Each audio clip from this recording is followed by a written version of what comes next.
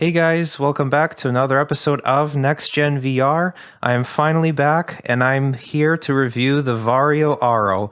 How does this headset compare to others such as the VR-3, the Pimax 8KX? In this video, I will be covering everything you need to know, the pros and cons. So without further ado, let's jump into the next generation.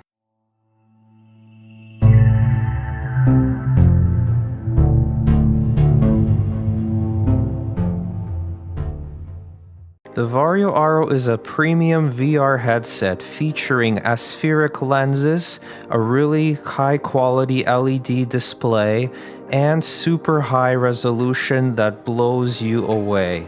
And this headset also has a very nice ergonomic design and is much lighter than the VR-3. It also features eye tracking and automatic IPD adjustment.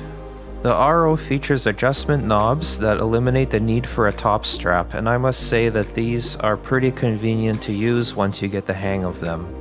The headset also features side dials that allow you to change the position of the headset up or down to match your particular face shape, which I find is very convenient. The headset features vents at the top that allow the headset to stay cool, and it has a single cable that runs to the back, and this makes the cable also lighter than having two. The Aero does not have its own audio solution, so you will need to use the headphone jack. Putting the headset on is pretty straightforward. Simply loosen the back knob and scoop the headset up into your face. Make sure that you tighten the knob in the back and that it's touching the base of your skull. You want to make sure that all of the foam is touching your face as much as possible before you tighten that top knob. And after doing that, you will then adjust the side dials in order to match your particular face shape. Alright, and now let's look at the technical specifications of the Aero versus the VR-3. So, as we can see in the Aero, we have dual mini LED LCD displays at 2880 x 2720 pixels per eye. Its brightness has been calibrated to 150 nit. And if we compare that to the VR-3, we can see that the brightness has not been calibrated that high on the VR-3. We can see that the VR-3 has a focus area of 70 ppd, which is missing in the Aero. So the Aero instead uses the peripheral area of over 30 ppd or 35 ppd. Now what's interesting here is the colors are pretty similar, except on the VR-3 we have 93% DCP-I3, and on the Aero we have 95% DCP-I3. Not much of a difference, but slight improvement in that area. Now, aside from that, we have the weight at 487 grams plus 230, which is about 300 grams lighter than the VR-3, which is made a huge difference. The Varjo Aero is priced at $1,990 US or euros, depending on where you live, and it does not require a subscription unlike the VR-3, so you can use it for life after you've purchased it. And now for a side-by-side comparison of the Varjo Aero and the VR-3. As you can see, they are pretty much identical except for a few key differences. One is that the vents are distinctly different, which allows you to identify which one is which. The VR-3 has two cables instead of the Aero, which only has one. And you can see in the front that there is two visible cameras in the VR-3 that are not as visible in the Aero. So those are the major differences, but aside from that, they look pretty much the same. When comparing the weight of the two headsets, I found that the Aero was so much lighter. It was like night and day difference.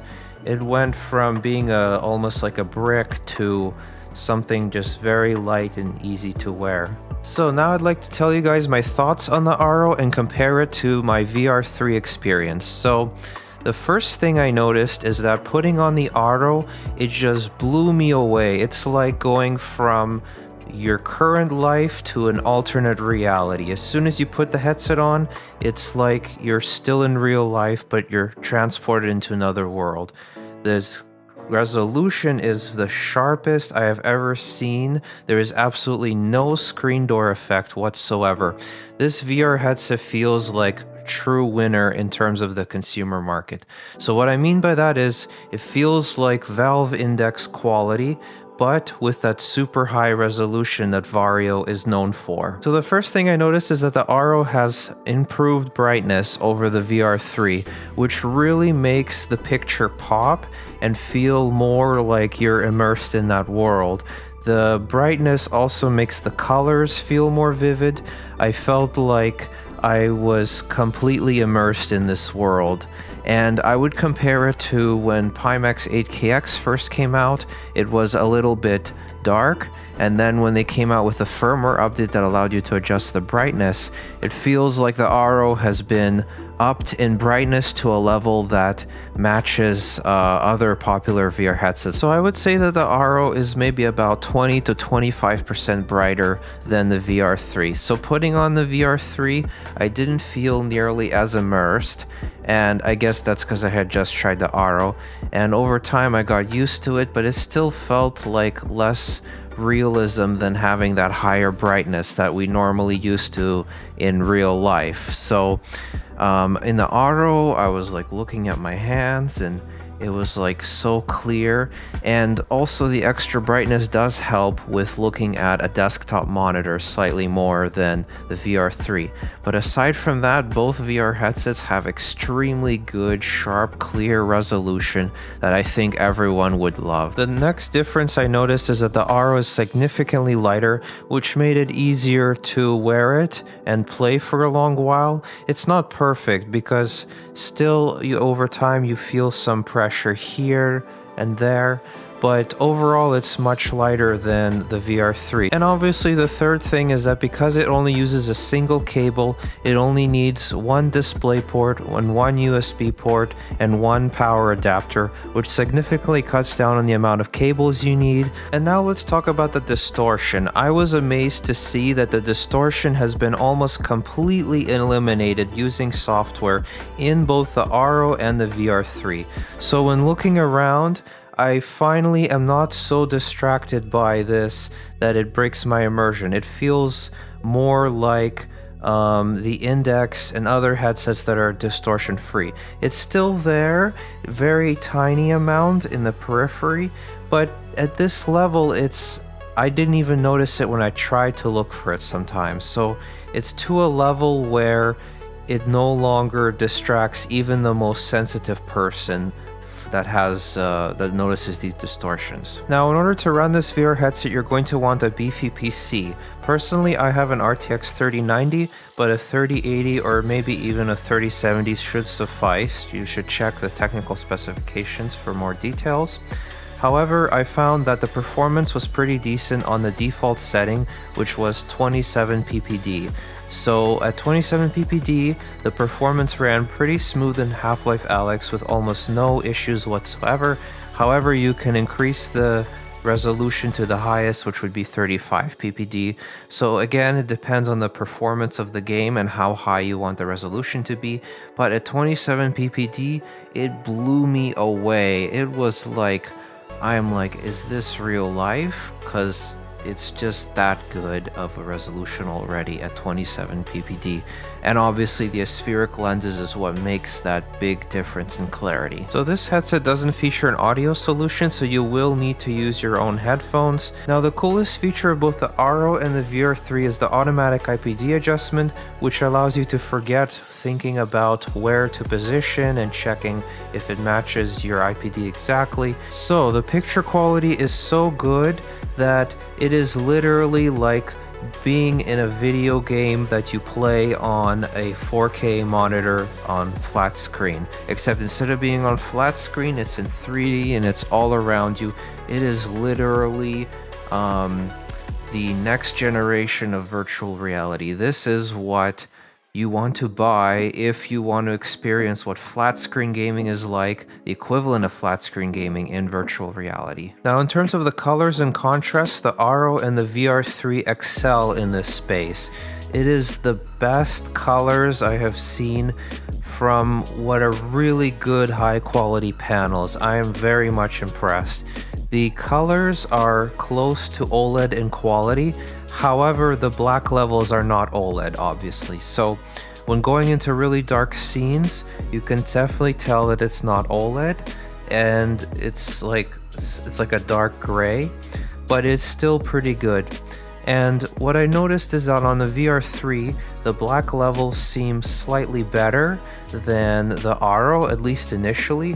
But when I went back to the Aero and compared the black levels again, it seemed to match the black levels of the VR3. So it seems that maybe my eyes kept adjusting to different black levels, or maybe the brightness of the Aero does a slight trade-off in the darkness of certain scenes.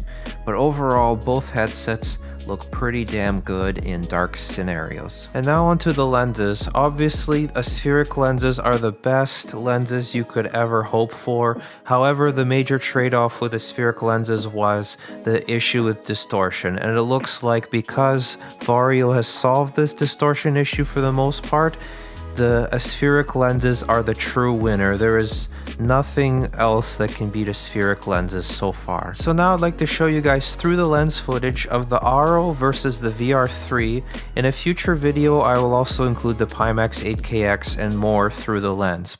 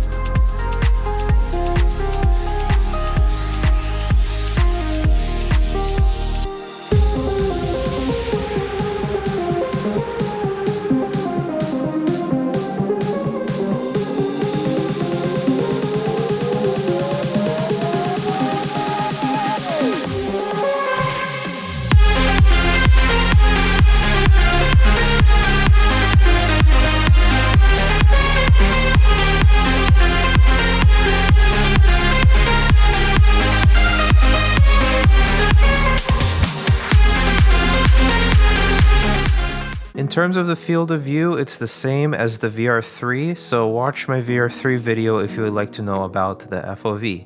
However, I find that the FOV is not bad at all. It is close to the Vive Pro 2, and I know that some of you don't own a Vive Pro 2. So for any Quest 2 owners, I would say it's maybe 25% wider than the lenses on the Quest 2. In terms of performance, my experience with a handful of VR games is that it performs pretty well, and similar to the performance of the VR3 if you had watched my performance videos there. I will go more in depth on performance in a future video. However, just know if you have a good decent PC, you should have no issues running this headset. In terms of tracking, this headset uses outside-in base station tracking, which is the gold standard. Alright, and now let's cover the Varjo base software. You will need to run this software in order to use the Aero. And here we have the automatic IPD adjustment. This number will automatically be set when you put the headset on. However, you can also manually change it. Then we have the resolution quality, which by default is on high, but you can also go up to highest or lower, so that you can use this to improve performance if necessary, but I find the default works pretty well. Now, vertical synchronization can smooth the image by lowering frame rate. And then we have motion prediction, which is kind of like another option, but I found that I prefer to have them off. Then under presentation, we have a little bit more settings. You want to run optimized performance by default if you're only gaming. Then under workspace, we have some additional settings. Under system, you can do the Steam VR room setup and pair your devices. And here, make sure that OpenVR and OpenXR are both enabled, and this will enable the headset to work with Steam VR. And then you can enable disable eye tracking, and here you can update the software and so on. So over here on the left hand side, we have the ability to take a screenshot of whatever you're viewing in your headset. You can record video. You can enable pointer, and gaze dot is for eye tracking supported applications. to display where you're gazing at. So now onto the question of should you buy this VR headset. So once again, it's $2,000, so it is pretty expensive for most people to be able to afford. However, it does give you the most premium VR headset experience you can currently have. However, VR has been fast changing.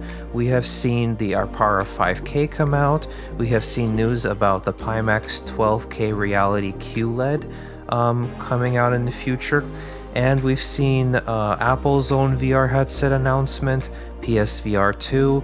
We have seen more VR headsets getting micro OLED displays and other new technologies. So with such a fast-paced moving VR technology, if I have to be completely honest, I would wait to see what other VR headsets come out this year, because this year has been the fastest VR development than previous years. Personally, for me, I find that the Aero would probably be a daily driver for myself, even over the 8KX, just because of how clean and clear the picture quality is.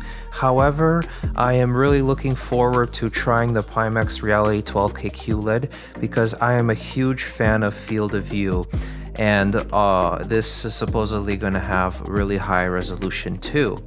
So as somebody who prefers field of view but with high resolution, I am very excited to try out that headset and also to see what other companies are working on.